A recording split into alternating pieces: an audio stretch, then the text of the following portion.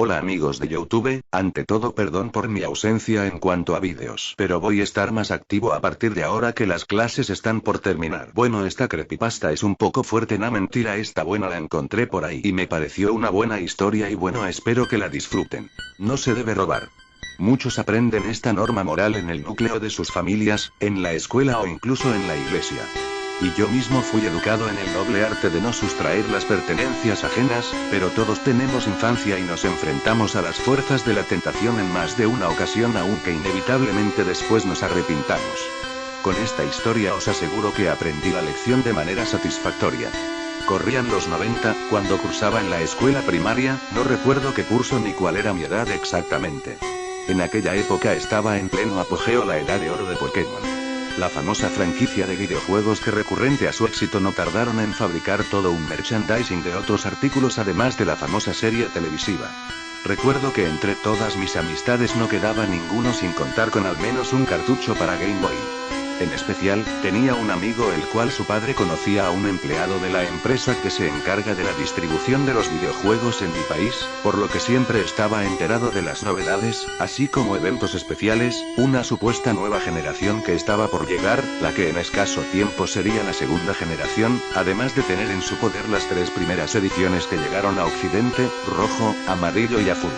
Un día entre semana me llamó por teléfono diciéndome que fuera de inmediato a su casa, como mis padres solo me dejaban ir a casa de mis amigos los fines de semana tuve que insistir mucho para que me dejaran ir, estrategia que funcionó. Al llegar me enseñó un cartucho que le regaló su padre por la mañana. Al mirarlo unas dudas quedaron zanjadas, pues siempre pensé por qué rojo, azul, amarillo y no verde. El cartucho brillaba a la luz de la ventana pareciéndose a una esmeralda a mis ojos. Me contó que esa edición era exclusiva en Japón, quedando demostrado por los textos en caligrafía nipona, cosa que no importaba pues nos conocíamos el juego de memoria. Nos sorprendimos de los sprites tan arcaicos con los que contaba ese juego. En un momento de la tarde, la madre de mi amigo lo llamó, acudiendo a su llamada, quedé solo ante su caja de cartuchos. Resaltando sobre los típicos cartuchos grises de los juegos de Game Boy, estaban las ediciones de Pokémon, habiendo una entre ellas que llamó mi atención, pero no me sorprendió por los contactos ya mencionados de su padre. El cartucho en cuestión era marrón, y supe que era de Pokémon por la pegatina en su parte frontal. En ella aparecía la clásica palabra Pokémon en amarillo, en lugar de un Charizard o un Blastoise como ya estaba acostumbrado, aparecía la imagen de un Jynx. Me desconcertó, pues el rostro característico de ese Pokémon de ojos inocentes y labios canosos se veía convertido en aquella imagen en un rostro demasiado realista, un realismo tal que parecía observar la imagen de una persona de verdad, parecía como una joven preocupada por alguna razón irreconocible. Debajo de todo aquello, podía verse el desconcertante nombre que marcaba una línea de grotesca irrealidad al cartucho: Red's Party Edition. Escuchaba los pasos de mi amigo subiendo las escaleras, con lo que mi reflejo ante la curiosidad que despertó el misterioso cartucho fue ocultarlo en el bolsillo de mi pantalón para poder más tarde degustar los contenidos de aquello que, en un principio pensé se trataría de un beta anterior a las ediciones que ya conocía. Seguimos jugando hasta que llegó la hora de irme a casa. Rompiendo todos los esquemas de conducta enseñados por mis padres, probé ese extraño juego de mi amigo. Yo no fui consciente al 100% de lo que hacía, pues como ya dije, todos tuvimos infancia e hicimos en alguna ocasión algo parecido. A mí me salió mal. Corrí a mi habitación y agarré mi Game Boy, sacando la edición azul para introducir el objeto del crimen menor que acababa de cometer, encendí la consola y apareció el rótulo típico de Nintendo y la introducción al juego en la que luchan un Gengar y un Nidorino. Pero ahí comenzó la espiral de descenso hacia una irracionalidad no acorde con las expectativas que esperaba de un juego de Pokémon, por lo menos a los que había jugado. Del combate ya mencionado pasó a la selección de comenzar una partida o continuar una anterior. Solo aparecía la primera opción, así que empecé un nuevo juego. Apareció el profesor Oaki, su ya conocido monólogo en el que explica lo que son los Pokémon, el cual termina cuando te pide introducir tu nombre. Yo para comenzar cuanto antes elegí el de Red, que aparecía ya para preseleccionar. El personaje se encontraba a la entrada del laboratorio de profesor Oak, me pareció que dicho laboratorio estaba más grande de lo normal, y no había ningún ayudante del profesor como solía haber en los juegos de Pokémon, solo se encontraba él, los muebles, y por supuesto, las Pokéballs en las cuales se encontraban los Pokémon a seleccionar uno para tu aventura. Al hablar con el profesor, iba demasiado al grano pidiéndote por favor que seleccionaras uno de esos 3 Pokémons, ni te explicaba que de joven era un gran entrenador, ni que tenía un nieto de mi edad, que por cierto, ya empezaba a parecerme decepcionante que no estuviera en el juego, pues ya dije que en su monólogo no tenías que asignarle un nombre, ni se encontraba en el laboratorio esperando como el protagonista del juego su primer Pokémon. Estos 3 Pokémon a elegir tampoco eran los clásicos Charmander, Squirtle y Bulbasaur, en su lugar se encontraban un Farfetch'd, un Porygon, y un Magmar. Ante tal oferta, evidentemente seleccioné a Magmar. Habiendo seleccionado a mi Pokémon, me dispuse a comenzar esta levemente modificada aventura. Al salir del laboratorio, en lugar de encontrarme en Pueblo Paleta, aparecí en el casino de Ciudad Azulancia.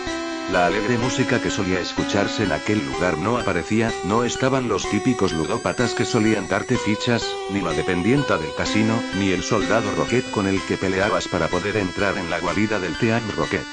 En lugar de haber una escalera que condujera a la guarida, se encontraba una puerta, a la cual accedí. El silencio de la sala anterior se truncó por la melodía que suele aparecer en las bases secretas de la malvada organización, solo que sonaba con mayor lentitud. En ocasiones se trababa y se escuchaban ruidos ásperos parecidos a las radios sintonizándose. En este punto comencé a tener un poco de miedo, pero la curiosidad era mayor, haciéndome así seguir con la travesía. La guarida se encontraba en malas condiciones, las sillas estaban tiradas por el suelo, las macetas destrozadas y todo lleno de roturas, tanto en las paredes como en las mesas o armarios típicos del decorado. A partir del segundo sótano, todo me pareció nuevo, no era la guarida corriente que te encontrabas en Ciudad Azulona, otros pasadizos y puertas. Era un lugar en ruinas, con una banda sonora que distaba de ser amateur y no había rastro de soldados Rocket. Sería en el tercer sótano, cuando al pasar por las escaleras me encararía inmediatamente con un entrenador. Su avatar no era el de un miembro del Team Rocket, sino el de un Mr. Mime. Me extrañé no solo porque estaba a punto de luchar con un Pokémon, también porque antes de la pelea soltó una parrafada de texto. Fueron al menos 10 páginas pero estaban en japonés imposibilitándome su comprensión. El sprite de aquel misterioso entrenador era el de un supernacio, ese entrenador con gafas que aparecía recogiendo las Pokéballs del suelo. Pero en el texto apareció esto: Aichman quiere luchar. Tan solo tenía un Pokémon, y a partir de su eclosión no tuve gritos para desahogar el terror que me recorría todo el sistema óseo. ¿Recordáis al Pokémon Exeggutor, de tipo planta, con forma de palmera? Ese sería el único Pokémon que tenía Aichman, solo que tenía una leve diferencia, la cual me costó en un principio descubrir. Lo que en un Exeggutor normal eran 3 cocos con caras diferentes, en este ejemplar pude reconocer que eran cabezas humanas. La cabeza del medio pertenecía a Oak, me costó reconocerla, pues los gráficos del juego no permitían la muestra de muchos detalles, pero podía ver en aquel rostro una mirada perdida, dirigida hacia una lejanía ascendente. Esa mirada encajaba a la perfección con su boca abierta de la que colgaba un leve trozo de carne llegando a ser su lengua. La cabeza de la izquierda no pude reconocerla, podría ser un personaje del juego pero simplemente miraba hacia abajo, con melancolía, era tal su inclinación hacia abajo que sus ojos no se podían percibir.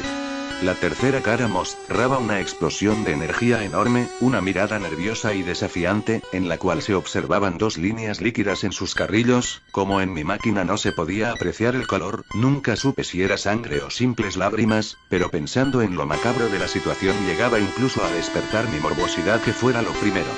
Aquel último rostro, el que de forma insana, pero cierta rozaba más con la línea dentro de lo humano si me era reconocible, era Giovanni.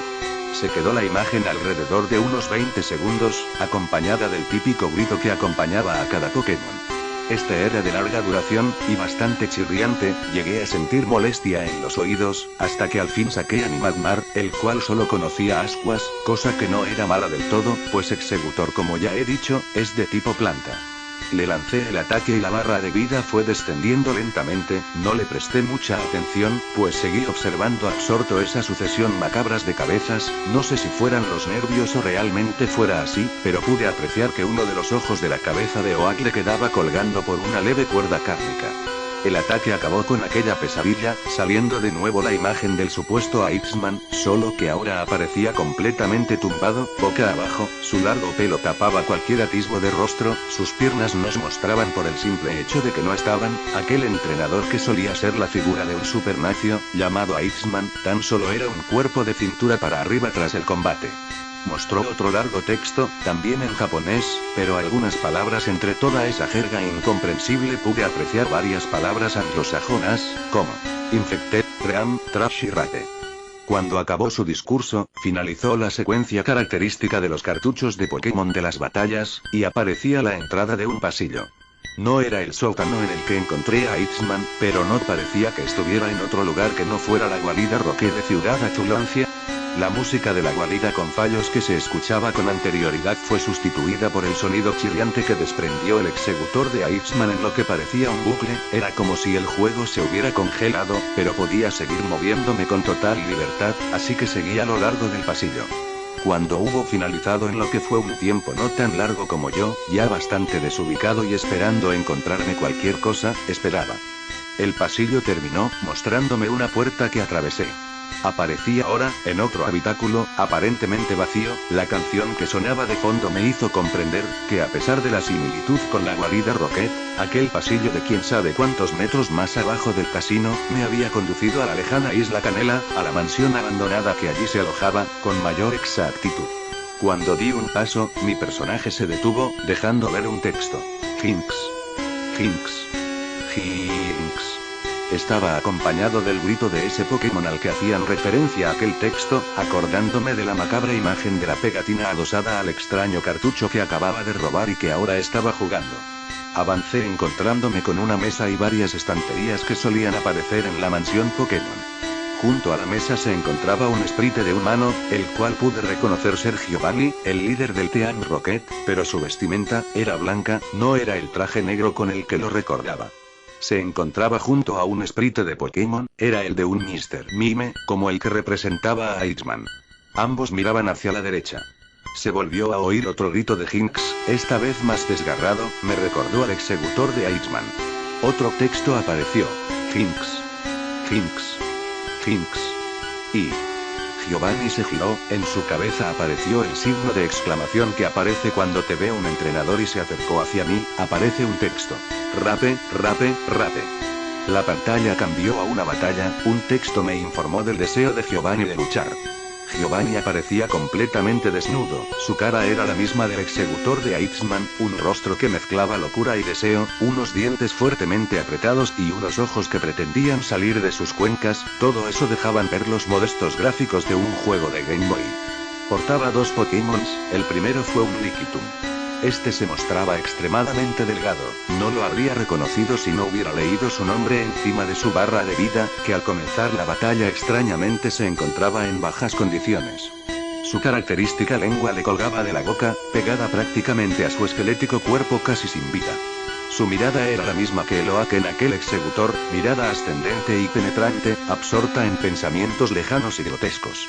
Lo derroté con facilidad con mi Magmar, el cual también se veía extrañamente diferente, su sprite estaba borroso y eso me hizo pensar en un glitch. Luego, sacó a su segundo Pokémon, Hinks. Fue algo grotesco, su boca de labios hinchados se encontraba imposiblemente abierta, y brotándole una líquida sustancia de la boca. Había un gran cuidado en las calidades de ese sprite. Se mostraban algunos dientes, las arrugas del paladar, la campanilla, y al fondo, un negro extensamente oscuro. Su rostro negro, como el de cualquier Hinks, se encontraba grisáceo, sus manos humanas tapaban con gran violencia una de sus mejillas y su sien con gesto de desesperación. Sus ojos mostraban detalladas arrugas en derredor de sus globos oculares, en los cuales eran apreciables gran cantidad de pilosidad sanguínea, pero imposible de encontrar rastro de pupilas. Su pelo, levemente removido por la mano que exageradamente cubre la sien, aparece sometido a un huracán de estropicio, en un caos completo de despeine. Muestra también leves manchas de una sustancia, que según a mis ojos, era de la misma textura que el hilo chorreante de su boca.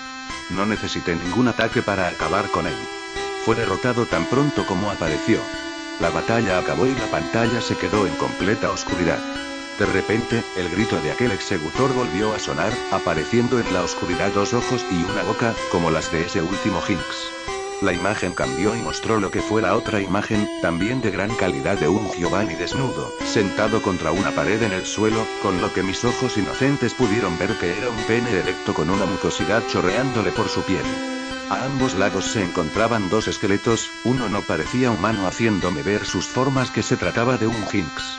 El otro, por la gorra y su vestimenta, no podía ser otro sino el personaje al que encarnabas en los juegos de Pokémon. Red. La imagen estaba acompañada por la melodía que sonaba en los créditos, al acabar con el alto mando. Apareció un texto. 5 il. Después, la consola se apagó. Todo eso me desconcertó, oculté el cartucho en algún lugar que no recuerdo en la actualidad. Seguí jugando a las siguientes ediciones, las cuales aparecieron a medida que iba creciendo y olvidé por completo aquel maligno juego. Hasta hoy, que leí esta historia de terror, que en internet se suele llamar creepypasta. Al parecer, Giovanni, el líder del Team Rocket, realmente no volvió en otros juegos de Pokémon, pues se dice que se volvió loco y se alejó del mundo, apareciendo un impostor del anterior en las ediciones Oro, Plata y Cristal. Al leer esto recordé el juego, en el Giovanni desnudo, en la cara de Hinks, y en ese horrible texto que aparecía atribuido al líder Rocket. Rape, rape, rape. Y pensé en mi gran fortaleza al no ver mi infancia trepañada ante dicha experiencia. Lo que sí cambió en mi vida fue un aspecto de mi actitud, jamás volví a tocar algo ajeno. Bueno amigos, eso fue todo por hoy, subiré otra la próxima semana, o antes lo prometo. Hasta la próxima.